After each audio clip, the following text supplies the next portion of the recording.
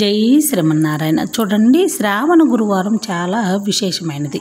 ఆ రోజున మనం ఏం చేయాలంటే దీపాలవి గుమ్మం దగ్గర వెలిగించుకొని ముందుగా మనం చూడండి, మనం ఏదైనా చిన్న చిన్నవి స్వామివారికి ఉపయోగపడేవి అనమాట.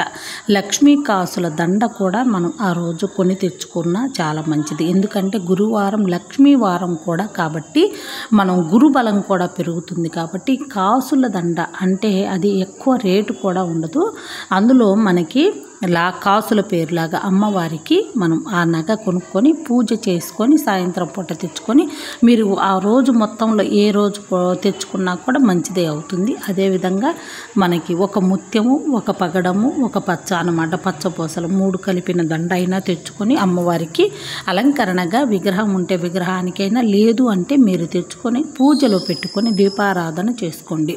అదేవిధంగా మీకు ఇంట్లో లక్ష్మీదేవి ఉంగరం కూడా ఉంది అనుకుంటే ఆ ఉంగరం, లక్ష్మీదేవి ఉంగరము ఒక వేలికి, మనకు మధ్య వేలైనా ఉంగరపు వేలికైనా ఏ వేలికైనా ఈ విధంగా పెట్టుకోవాలి.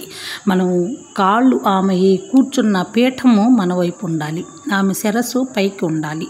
అలా పెట్టుకొని మనము పాలల్లో కడిగి ఆ రోజున గురుబలం కోసం గురువారం రోజున చాలామందికి మనకు తెలిసిన చాలామంది గురువారం లక్ష్మీవారం అని కూడా అంటూ ఉంటారు.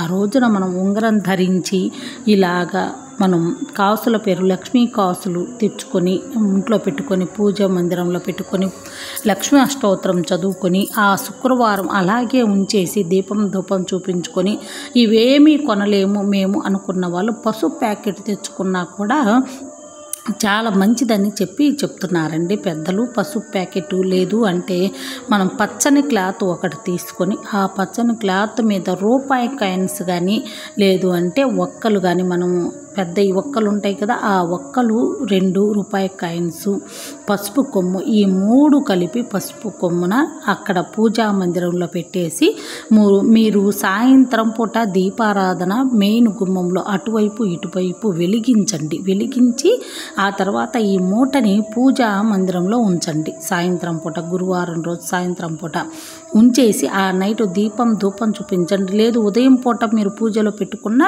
పర్వాలేదు, ఉదయం పూట అయినా చేసుకొని మళ్ళీ సాయంత్రం కూడా దీపం ధూపం చూపించి ఆ తర్వాత మీరు ఏం చేస్తారంటే ఆ మూటని శుక్రవారం రోజున ఉదయం పూట మీరు పూజా మందిరంలో నుంచి తీసి బీరువాలో మీరు ధనం దాచుకున్న చోట ఆ మూటని అనేది పెట్టేసేయండి.